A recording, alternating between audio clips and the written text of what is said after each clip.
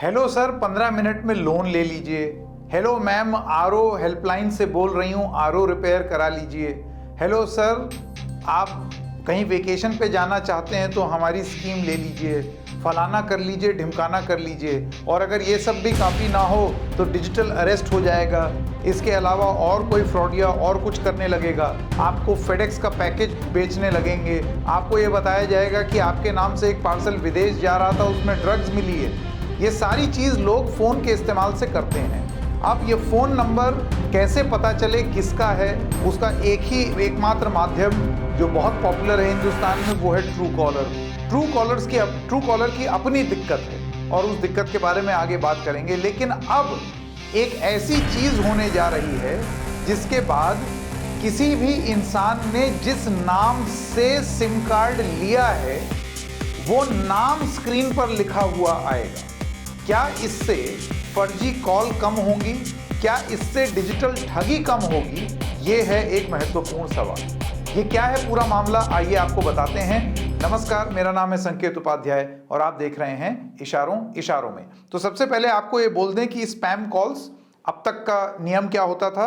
कोई भी फ़ोन आ रहा है तो आपके फ़ोन में अगर, और ख़ास तौर से स्मार्टफोन, जो पुराने वाले इतने से जो फ़ोन होते हैं जिनको बर्नर फ़ोन कहा जाता है, छोटे फ़ोन, कीपैड वाले फ़ोन, उसमें तो ये कोई प्रबंध है ही नहीं, ये मुमकिन ही नहीं है।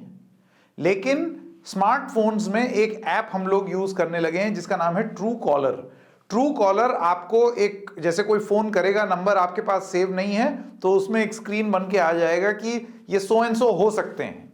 लेकिन ट्रू कॉलर क्या तकनीक इस्तेमाल करता है? दो तरीके की तकनीक। तकनीक नंबर 1 कि लोगों ने आपका नंबर किस नाम से सेव किया हुआ है तो वो डिस्प्ले पर आएगा। इसी के चलते अगर कोई फर्जी कॉल है और बहुत सारे लोगों ने उसको फर्जी या स्पैम बोला है तो ट्रू कॉलर उसको लाल रंग में आपको दिखाएगा कि ये स्पैम हो सकता है। अब कई बार हो सकता है कि ज़रूरी कॉल्स को कोई आदमी अगर स्पैम लिख दे तो ट्रू कॉलर में इतनी अपनी खुद की अकल नहीं है कि वो खुद से कुछ फैसला ले, वो लोगों के कहने पर ही जाएगा। और दूसरा तरीका है, दूसरी तकनीक ट्रू कॉलर की, वो ये है कि आप अपना नाम क्या लिखना चाहते हैं। तो फर्ज कीजिए अगर आपका नाम संजय है और आप उसमें सुनील लिख दें अपने आप से ही, तो ट्रू कॉलर उसको सुनील ही मानेगा। फिर और लोग कुछ और लिखेंगे तो उनके हिसाब से वो नाम पॉपुलर होगा। तो यहां पर आप एक फंडामेंटल फ्लॉ देख रहे हैं और फ्लॉ ये है कि ट्रू कॉलर यूजर्स द्वारा दी गई डेटा के हिसाब से अपना डेटाबेस बनाता है। लोकप्रिय बहुत है क्योंकि बहुत बड़ा आराम इससे मिल गया है बहुत सारे लोगों को, लेकिन ये फूल प्रूफ नहीं है।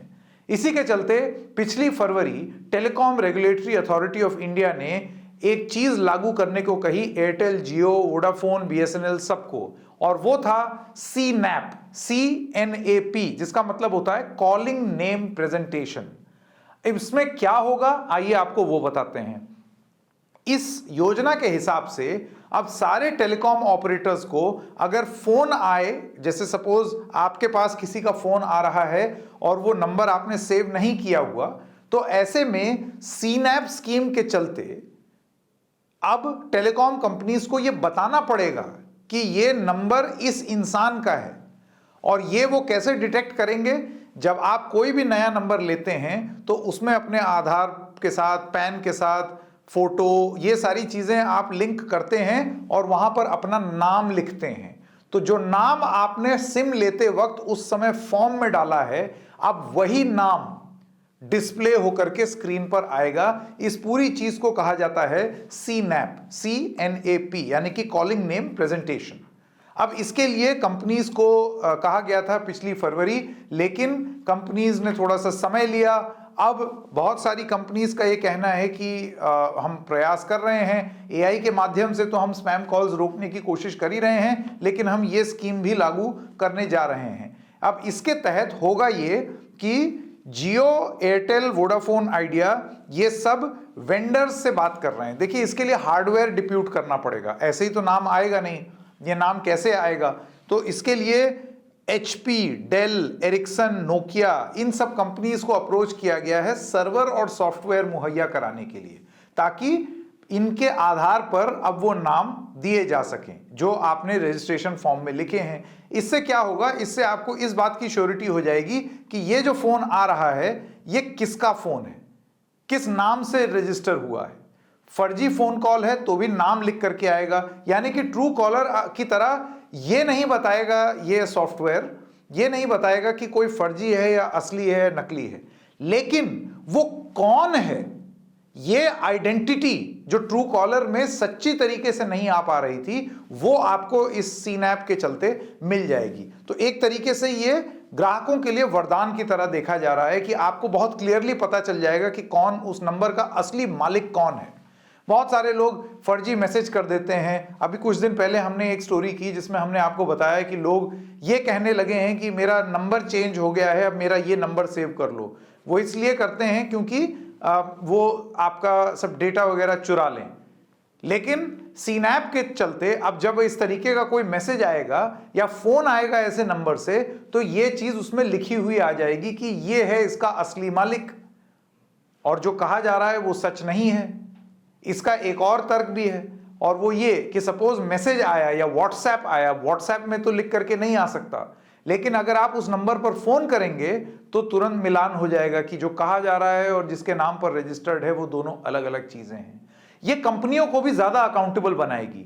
इसलिए बनाएगी क्योंकि जितने लोग ठगी करते हैं, आपने जामताड़ा सीरीज देखी होगी, वो एक सिम को एक बार इस्तेमाल करते हैं, बल्क में सिम खरीद लिए जाते हैं और वो सिम इस्तेमाल करके उसको तोड़ देते हैं कि ना ट्रैकिंग हो सके ना कुछ, तो पता ही ना चले किसके नाम पर है। लेकिन अब जब नाम डिस्प्ले होने लगेगा तब पता चल जाएगा कि वो किसके एड्रेस पर है। सारी चीजें पारदर्शिता से अब सामने आने लगेंगी। लेकिन ये इतना आसान भी नहीं है और रास्ता चुनौतियों से भरा हुआ है। कैसे, आइए आपको बताते हैं। सबसे पहली बात आपको ये बता दें कि TRAI की वेबसाइट के हिसाब से अक्टूबर 2024 यानी कि सिर्फ एक महीने में 1.5 लाख लोगों ने शिकायत की स्पैम कॉलर्स की। और ये तो वो लोग हैं जिनमें इतनी शिद्दत थी कि चलो TRAI की वेबसाइट और चलो आओ यहां पर कुछ घंटे लगा करके एक शिकायत दर्ज की जाए। सोचिए, करोड़ों लोग होंगे जो महसूस करते होंगे स्पैम कॉल्स की दिक्कत, लेकिन उन्होंने शिकायत ना की गई हो। बहरहाल शिकायत करने वालों की भी संख्या 1.5 लाख है, तो अब आप अंदाजा लगा सकते हैं कि कितनी बड़ी समस्या है। अब आपको यह बताते हैं कि सीनैप के लागू होने में कितने चरण लगने वाले हैं। ऐसा नहीं है कि कल को HP, डेल, एरिक्सन, नोकिया ने एकदम से सर्वर और सॉफ्टवेयर दिया और खट से ये स्कीम चालू। ये ऐसे नहीं होता। इसमें एक और चीज है। फर्ज कीजिए जियो के फोन से एक इंसान ने दूसरे जियो के ही नंबर पर फोन किया है, तो तब ये सीनैप के तहत ये नाम लिखा हुआ आ जाएगा।